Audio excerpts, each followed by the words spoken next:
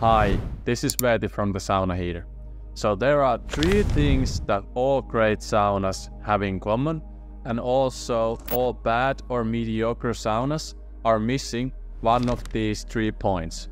So if you nail these 3 things in your sauna design, you will have an unbelievable sauna to use. So let's get straight into it. So the first thing is that all the best saunas have similar sauna construction.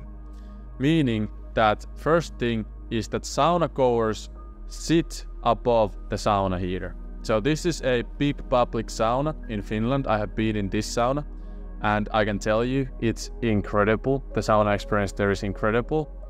Here is just a random picture I found from Google about some sauna, and surprise, surprise, the sauna goer is sitting above the sauna heater.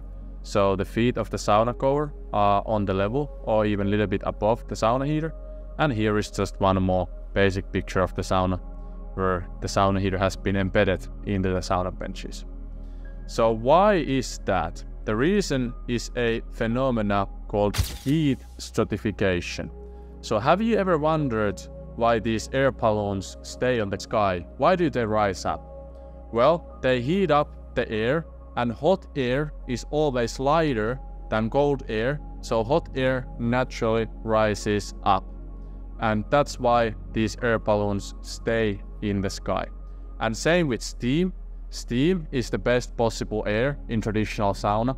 So that happens when you throw water onto your sauna heater. You get that enjoyable steam that is called löyly in Finnish. Steam also rises up.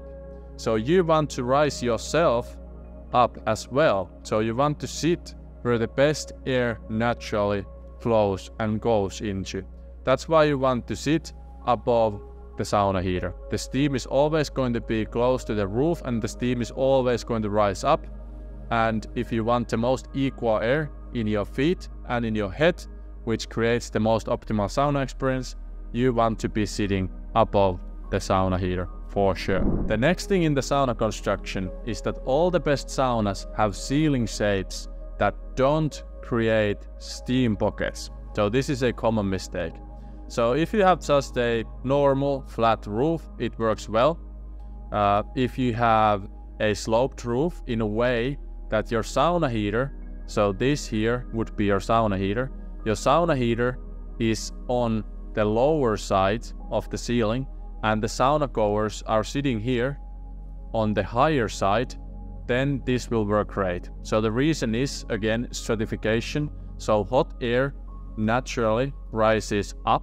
So we will have hot air coming from the sauna heater and rising up towards the sauna goers if we think that the sauna goers would be sitting in this area. So the hot air and also the steam that you get when you throw water on the sauna heater will rise and accompany the sauna goers if you have the benches here. So let's say you have like sauna benches are approximately here, like this, and the sauna goers are sitting there.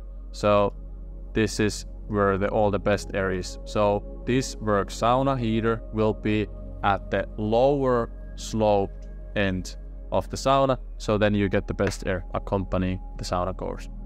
But if you do it other way around, meaning that you have the sauna heater, you have a sloped roof and the sauna heater is in the side where it's where the sauna ceiling is higher, then the hot air will rise up and it will be here on the corner of the sauna, and same with the steamy air. So the löyly that you get when you throw water in the sauna heater, it will be here, and then you will have your sad sauna goers sitting on the lower side of the sauna, wondering why the air is a little bit cold and not so enjoyable. So the best air would be then in a different place that the sauna goers are. So you don't want to do it this way.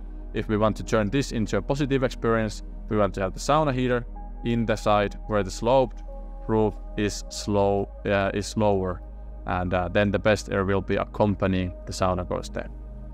And then you want to avoid ceiling shapes that create any steam pockets. So if you have an unequal ceiling shape like we have here, the ceiling is higher in one side of the sauna than in another, then again all the hot air, because of stratification, will naturally move towards this higher part of the sauna.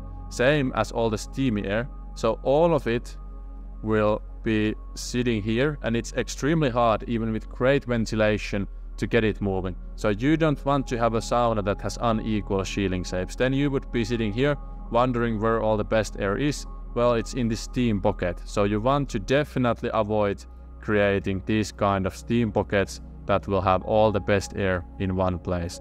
And I have to quickly say that it's same if you have sauna construction like this. I don't know why someone would have it like this, but if you have a sauna like this, and no matter where your heater is, all the best air will be in this higher part of the sauna because of the stratification.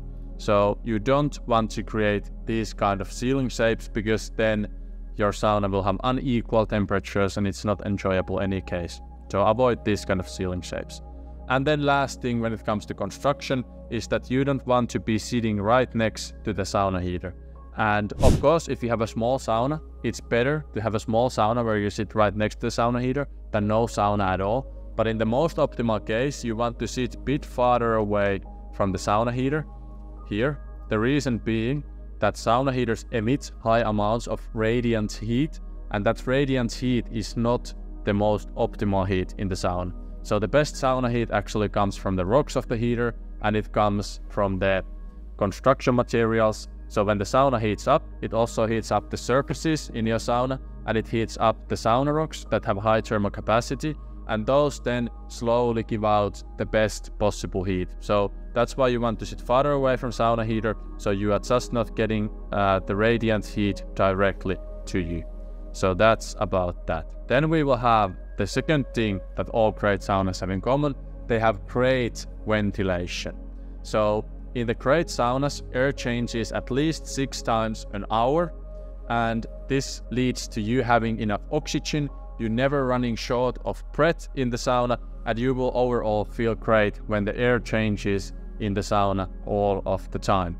Because with great ventilation, we also get the air circulating, and then you will have equal air, so your feet will be equally as warm as your head. But if you have bad ventilation or you don't have ventilation at all, what will happen is that the temperature difference between the air sitting on the lower level of the sauna and the air sitting on top of the sauna can be over 100 degrees Fahrenheit. So, and that will feel very uneasy and very not so nice, let's say. So your head will be very hot and your feet will be very cold. And you can imagine that's not the best possible feeling. Not to even mention that if you don't have your ventilation done properly, there is no way that the steam gets to go from the sauna. So even though you want to have steam where you sit and you want to throw water on the heater so you get that steam, but you still want that steamy air out of your sauna room, because otherwise your sauna will be a great place for mold and bacteria to grow, and it will start smelling at some point, your wood will rot, and so on and so forth. So you want the steamy air, you want it to accompany you, but you want it to get out of the sauna eventually. That's why you want to have great ventilation. If you don't have great ventilation, you also run out of oxygen during your sauna going. Then you want to have correctly sized sauna heater. So you don't want to oversize your sauna heater. This is what many of my clients want to do. They want to take the biggest possible sauna heater that fits into their electrical network, but that's not the way to go. And also you don't want to undersize your sauna heater. So if you oversize your sauna heater, your sauna will be like a microwave. So sauna heaters work in a way that they are always either on or off, nothing in between.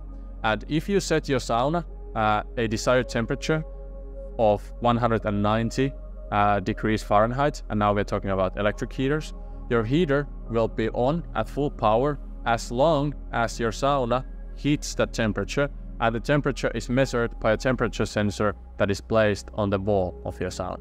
So if you have very oversized heater, which means that the heating elements inside the heater are very big, you will have very big kilowatt number in your sauna heater, then it will radiate that radiant heat into your sauna, and your sauna will be warm in no time, which is great, but your sauna will have this wavy heat and it feels like being in a microwave. Also, the negative thing is that if your sauna heats up before your sauna rocks have been heated up, so if you have oversized sauna heater, your sauna reaches the desired temperature quickly, but your sauna rocks haven't had the time to warm up themselves, which means that you won't get, first of all, the best possible heat from your sauna rocks, so you won't get that nice heat that they give out.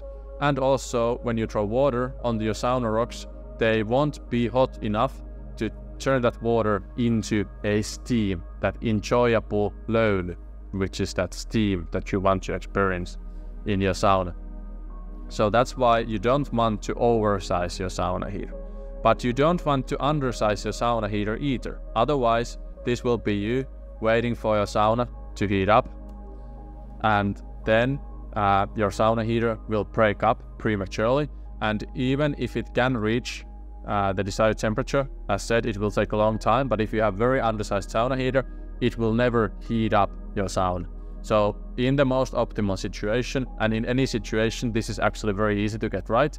You should not undersize your sauna heater or oversize your sauna heater. You can call me and I can help you find correct size sauna heater if that's difficult for you.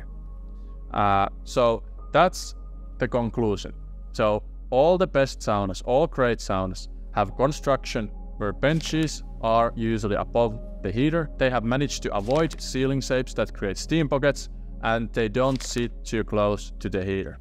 Also, great saunas have great ventilation, and great saunas have sauna heater that is correctly sized. If you need more help building your sauna, if you want longer material where I explain this stuff much more, you can join the Sauna Society, which is a free community where I'm hosting an online course teaching you how to build the best possible sauna. We will dive more into materials, how to actually do ventilation, and all of that fun stuff when it comes to sauna construction. So link is in the description. Join the Sauna Society today. I will see you inside. Thank you.